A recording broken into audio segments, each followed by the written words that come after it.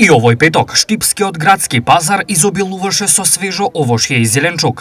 Раде Ангелов на својата тезга понуди богат избор, меѓу кои и познатиот корен што често се користи во салати. Кога се сади целерот? Целерот се сади во текот на цела година. Ова е саден сега од зимно време малку покасно успева во декември месец. Колку време му е потребно да порасне? По реални услови 3 месеца, а иначе зимно време 5 месеца. Како изгледа еден типичен ден кога се работи со целер?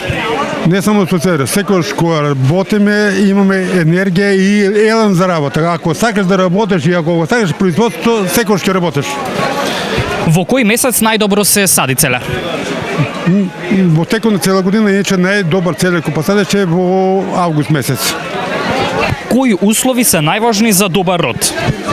Повеќе топлина и влага. Какви сорти на целер постојат? Сорти има може 20-30, ова е белина, се вика мојот целер, има President, има белина, има маестро, има не знам колку, а ова е белина моја.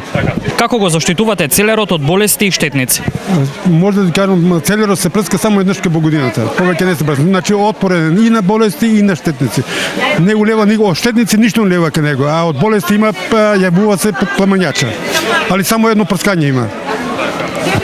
А дали луѓето бараат повеќе лист или корен од целерот? Комплет, цел, значи корен со лист највеќе бараат. Каков е интересот кај купувачите? Посебно младите многу трошат целеро и има интерес голем. Каков е родот оваа година? Добар, благодарен, добар, времето одговараше и добар е. Која е цената? 100 денари од парче. Цените на денешниот пазарен ден се следните.